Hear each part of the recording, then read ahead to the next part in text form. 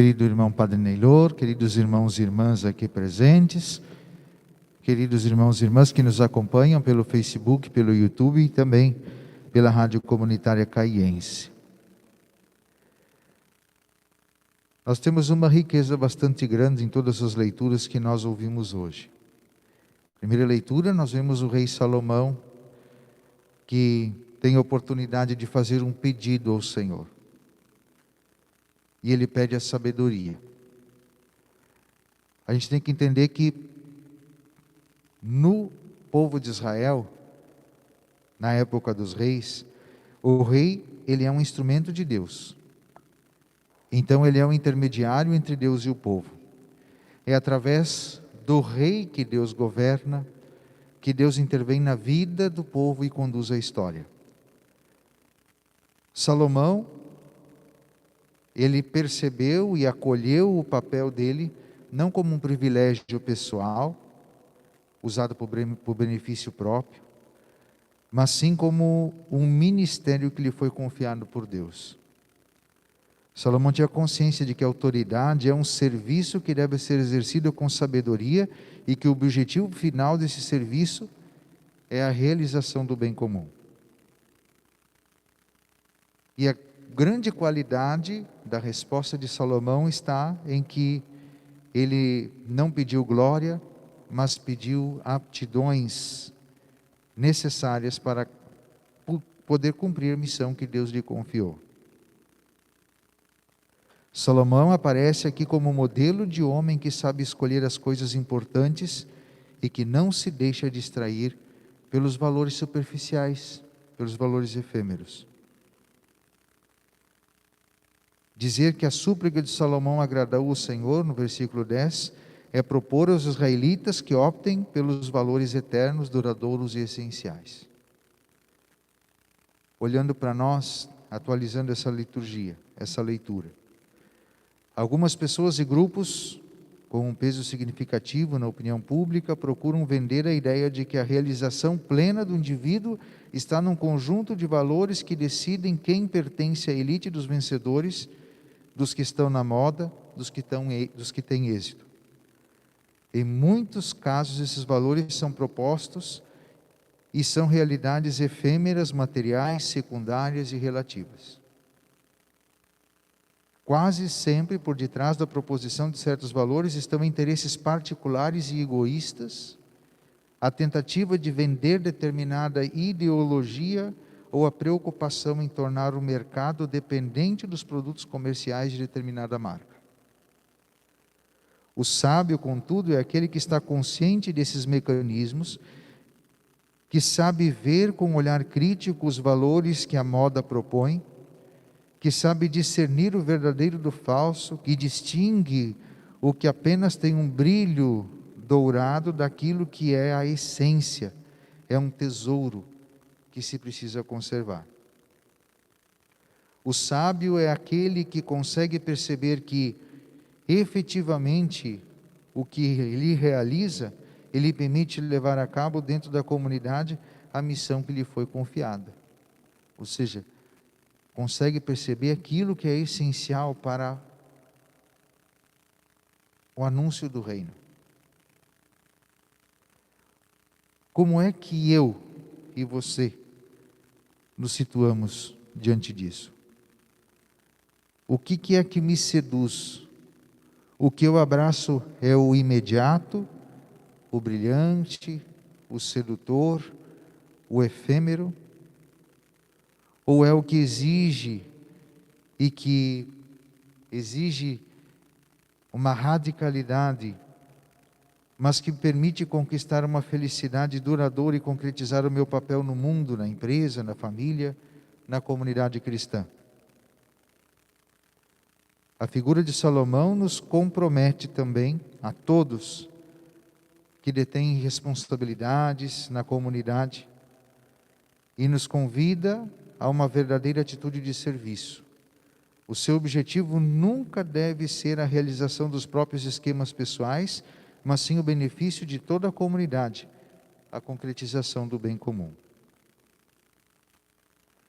A segunda leitura que nós escutamos São Paulo sempre transparece o espanto que ele sente diante do temor de Deus, do amor de Deus pelo homem.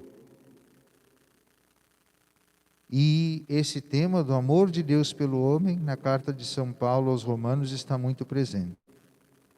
E o texto que nós ouvimos hoje nos convida a nos dar conta do fato extraordinário de que o amor de Deus, que o homem não merece, mas que Deus com ternura insiste em oferecer de forma gratuita e incondicional, traduzido num projeto de salvação preparado desde sempre, e que leva a Deus a enviar ao mundo o seu próprio Filho para conduzir todos os homens e mulheres a uma nova condição.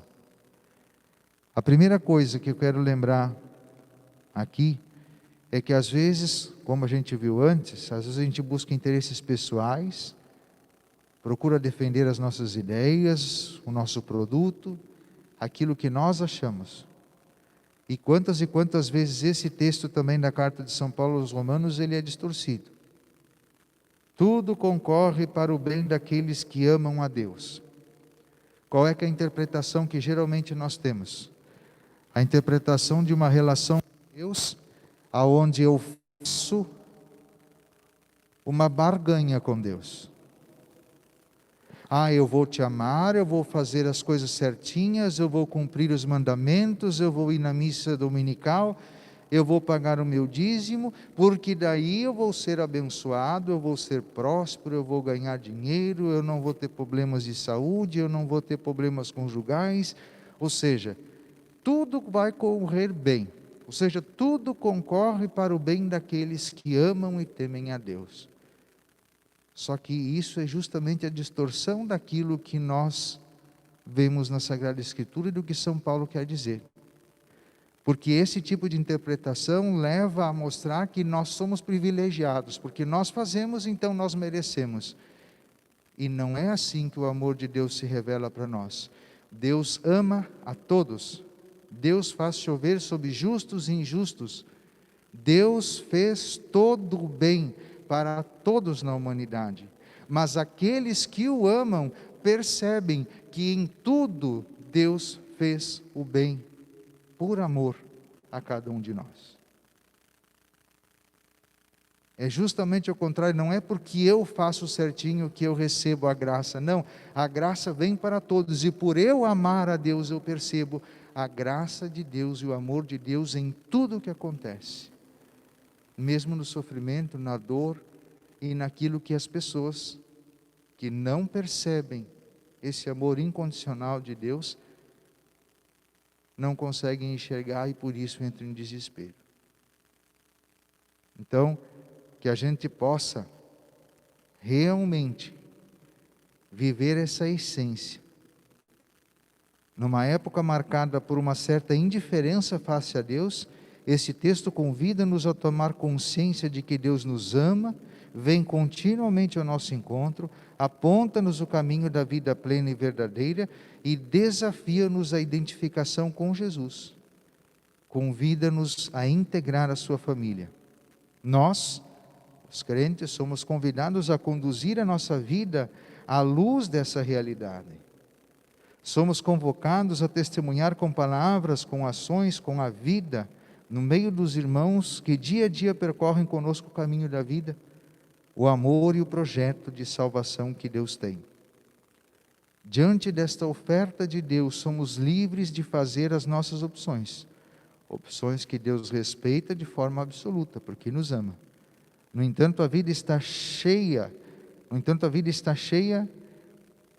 a vida plena está no acolhimento desse valor mais alto, que é o seguimento de Jesus e a identificação com Ele. Esse é o valor mais alto, o tesouro pelo qual optei de forma decidida no dia do meu batismo. Eu tenho sido, na caminhada da vida, coerente com esta escolha? E aí nós entramos no Evangelho, aonde nós vemos aqui a importância da escolha das nossas prioridades.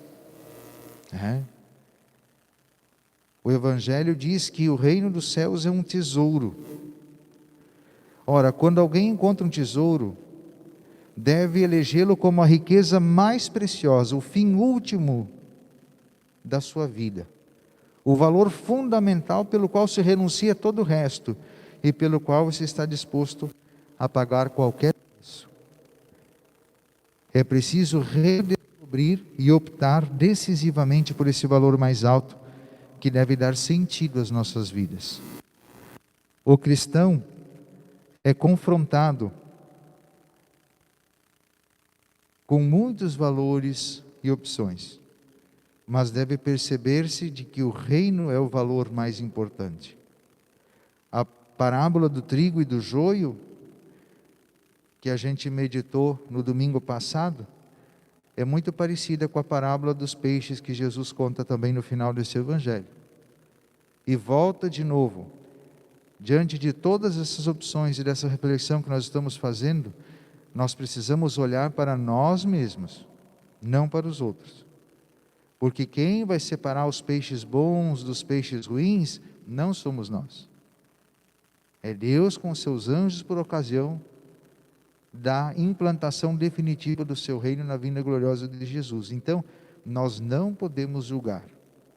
Precisamos sim olhar para nós mesmos, olhar para a nossa vida, avaliarmos quais são as nossas escolhas, pedirmos a graça da sabedoria e realmente percebermos que somos amados por Deus. E amados por Deus, nós fazemos as escolhas que estão de acordo com o projeto do reino. Ou seja, vivemos o reino de Deus já aqui na terra. Percebemos que somos amados em todas as circunstâncias e que Deus nos acompanha em todos os momentos de nossa vida. Que possamos nós hoje viver e testemunhar esse reino de Deus na nossa comunidade, na nossa família, no nosso trabalho, em todas as realidades do nosso dia a dia. E sim, hoje estamos também celebrando o Dia dos Avós. Quanta sabedoria, quanto discernimento, quantas escolhas, quantos acertos e quantos erros. Que nós possamos também valorizar as pessoas idosas tão desprezadas nesse mundo, que busca valores efêmeros, que busca escolhas superficiais, que busca só o brilho de coisas que passam rapidamente, e a gente possa dar valor para aqueles que viveram uma vida inteira e ao longo da sua vida, entre erros e acertos, hoje podem dar para nós um testemunho e um ensinamento de fazermos escolhas que não nos levem a fazer-nos sofrer, como muitas vezes sofreram por escolhas que não souberam fazer bem, e nos ajude também a fazer escolhas boas que os fizeram felizes e nos farão também, que tem em si a essência daquilo que Deus realmente planejou para cada um de nós. Que Deus abençoe você, vovô e vovó, que Deus abençoe também a todos aqueles que colocam em prática a palavra, a vontade de Deus. Louvado seja nosso Senhor Jesus Cristo, dar sempre seja louvado.